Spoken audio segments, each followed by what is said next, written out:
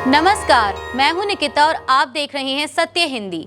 एक नजर डालते हैं अब तक की सुर्खियों पर। अमेरिका के राष्ट्रपति डोनाल्ड ट्रंप के भारत पर 50% टैरिफ लगाने की घोषणा के बाद कांग्रेस नेता और लोकसभा में नेता प्रतिपक्ष राहुल गांधी ने प्रतिक्रिया दी है। उन्होंने अपने एक्स हैंडल पर लिखा कि ट्रंप का 50% टैरिफ आर्थिक ब्लैकमेल है या भारत को एक अनुचित व्यापार समझौते के लिए धमकाने का एक प्रयास है। राहुल गांधी ने आगे प्रधानमंत्री मोदी पर भी निशाना साधा। उन्होंने लिखा कि प्रधानमंत्री मोदी को अपनी कमजोरी को भारतीय जनता के हितों पर हावी होने नहीं देना चाहिए। भारत और अमेरिका के मध्य टैरिफ तनाव के बीच अमेरिका और पाकिस्तान में बढ़ती नजदीकियां चर्चा का विषय बन गई हैं। अमेरिकी राष्ट्रपति ट्रंप द्वारा भारत पर 50% टैरिफ लगाए जाने की घोषणा के बाद पाकिस्तानी सेना प्रमुख जनरल आसिम मुनीर एक बार फिर अगस्त के अंत में अमेरिका के दौरे पर जाने की तैयारी में है। रिपोर्ट के मुताबिक वह सेंट्रल कमांड प्रमुख जनरल माइकल कुरीला के विदाई समारोह में शामिल होंगे। बता दें कि कुरीला ने पाकिस्तान को आतंकवाद के खिलाफ मजबूत साझेदार बताया था। वहीं इससे पहले जून महीने में आसिम मुनीर ने अमेरिका दौरे के दौरान ट्रंप से 2 घंटे लंबी मुलाकात और लंच किया था, जिसे व्हाइट हाउस ने ट्रंप का निजी निमंत्रण बताया था। ट्रंप ने उस वक्त भारत और पाकिस्तान परमाणु तनाव कम करने की बात कही थी। वहीं अब इन घटनाओं को भारत के लिए कूटनीतिक संकेत के रूप में देखा जा रहा है। अमेरिका के राष्ट्रपति डोनाल्ड ट्रंप द्वारा भारत पर 25% अतिरिक्त टैरिफ लगाए जाने के फैसले पर भारत ने कड़ी प्रतिक्रिया दी है। विदेश मंत्रालय ने इसे अत्यंत दुर्भाग्यपूर्ण करार देते हुए कहा कि भारत अपने राष्ट्रीय हितों की रक्षा के लिए सभी आवश्यक कदम उठाएगा। बता दें कि ट्रंप ने रूसी तेल आयात जारी रखने को लेकर भारत पर यह शुल्क लगाया है, जिससे भारतीय उत्पादों पर अमेरिका में कुल टैरिफ 50% हो गया है। यह टैरिफ 2 चरणों में लागू होगा। प्रारंभिक शुल्क 7 अगस्त से और अतिरिक्त शुल्क 21 दिन बाद से प्रभावी होगा। विदेश मंत्रालय ने स्पष्ट किया कि भारत का तेल आयात बाजार की जरूरतों और 1.4 अरब लोगों की ऊर्जा सुरक्षा को ध्यान में रखकर किया जाता है। भारत ने अमेरिका के इस फैसले को अनुचित और अविवेकपूर्ण बताते हुए दोहराया कि कई अन्य देश भी अपने राष्ट्रीय हितों को प्राथमिकता देते हैं। अमेरिका द्वारा भारत पर अतिरिक्त 25% टैरिफ लगाने के फैसले पर कांग्रेस सांसद शशि थरूर ने तीखी प्रतिक्रिया दी है। उन्होंने कहा कि यह भारत के लिए अच्छा संकेत नहीं है, क्योंकि इससे कुल टैरिफ 50% तक पहुंच जाएगा और भारतीय वस्तुएं अमेरिका में आम लोगों के लिए महंगी हो जाएंगी। थरूर ने कहा कि इस स्थिति में भारत को अन्य देशों और नए बाजारों की ओर गंभीरता से देखना होगा। उन्होंने अमेरिका के दोहरे मापदंड की आलोचना करते हुए आगे कहा कि अमेरिका खुद रूस से यूरेनियम और पैलेडियम जैसी वस्तुएं आयात करता है, लेकिन भारत के तेल आयात पर सवाल उठा रहा है। साथ ही उन्होंने यह भी जोड़ा कि अमेरिका ने चीन को 90 दिन की मोहलत दी, जबकि वह भारत से कहीं अधिक रूसी तेल खरीद रहा है। थरूर ने संकेत दिया कि भारत भी अमेरिका पर रेसिप्रोकल टैरिफ लगाने पर विचार कर सकता है। अमेरिकी राष्ट्रपति डोनाल्ड ट्रंप ने भारत पर 25% अतिरिक्त टैरिफ लगाने के बाद संकेत दिया है कि यह केवल शुरुआत है और आगे और कड़े कदम उठाए जा सकते हैं। ट्रंप के इस फैसले से भारतीय उत्पादों पर कुल टैरिफ अब 50% हो गया है, जो कि अमेरिका का अधिकतम टैरिफ स्तर है। व्हाइट हाउस की प्रेस कॉन्फ्रेंस में जब ट्रंप से पूछा गया कि रूसी तेल चीन और अन्य देश भी खरीद रहे हैं, फिर भारत को ही क्यों निशाना बनाया गया, तो इस पर उन्होंने कहा कि अभी तो सिर्फ 8 घंटे ही हुए हैं, बहुत कुछ बाकी है।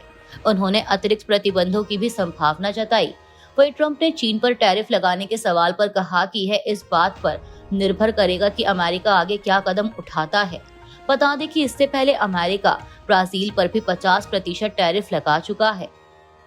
रूस के राष्ट्रपति व्लादिमीर पुतिन ने अमेरिका के विशेष दूत स्टीव विटकॉफ से मुलाकात की, जो यूक्रेन में युद्ध विराम के प्रयासों के तहत बुधवार सुबह रूस पहुंचे। यह बैठक 3 घंटे तक चली, जिसे पुतिन की एक सहयोगी ने उपयोगी और रचनात्मक बताया है।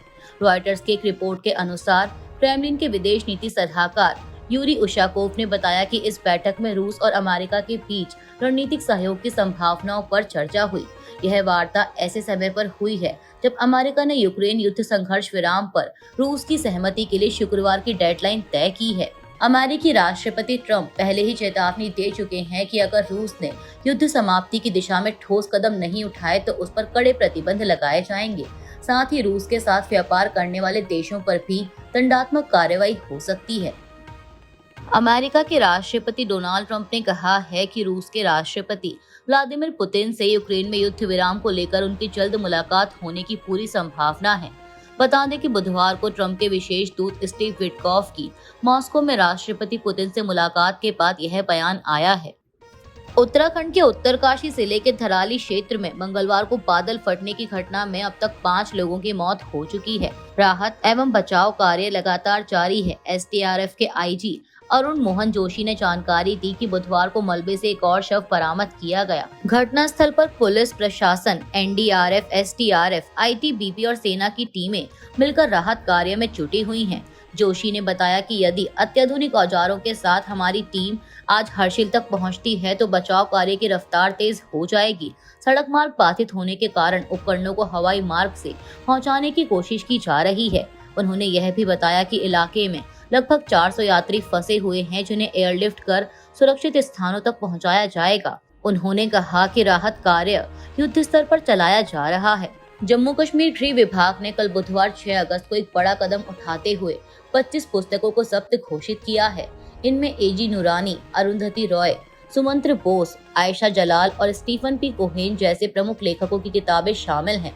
विभाग ने इन पुस्तकों पर भारतीय नागरिक सुरक्षा संहिता 2023 की धारा 98 के तहत कार्रवाई की है, यह कहते हुए कि ये किताबें झूठी कथाएं और अलगाववाद फैलाती हैं। आदेश में कहा गया कि इन पुस्तकों का प्रसार युवाओं को कट्टरपंथी बनाने, आतंकवाद का महिमा मंडन करने और भारतीय राज्य के खिलाफ हिंसा भड़काने में भूमिका निभाता है। साथ ही सुरक्षा बलों को अपमानित करने, धार्मिक कट्टरता और ऐतिहासिक तथ्यों को तोड़ने मरोड़ने जैसे आरोप भी लगाए गए हैं। सरकार ने साहित्य के प्रसार को प्रतिबंधित करते हुए व्हाइट हाउस का कहना है कि टेक कंपनी एप्पल ने अमेरिका में अतिरिक्त 100 अरब डॉलर के निवेश का वादा किया है। यह टेक कंपनी पहले ही आने वाले 4 वर्षों में 500 अरब डॉलर निवेश करने की घोषणा कर चुकी है। इस बारे में औपचारिक ऐलान राष्ट्रपति ट्रंप की मौजूदगी में आज बाद में होने वाले कार्यक्रम में किया जाएगा। गौरतलब है कि राष्ट्रपति ट्रंप अमेरिकी कंपनियों पर दबाव डाल रहे हैं कि वे अपना अधिक से अधिक उत्पादन अमेरिका में शिफ्ट करें ताकि यहाँ रोजगार बढ़ सके। अभी के लिए इतना ही। बाकी की देश दुनिया की बड़ी खबरों के लिए जुड़े रहिए सत्य हिंदी के साथ। Copyright disclaimer under Section 107 of the Copyright Act 1976. Allowance is made for fair use for purposes such as criticism, comment, news reporting, scholarship, and research. Fair use is a use permitted by copyright statute that might otherwise be infringing.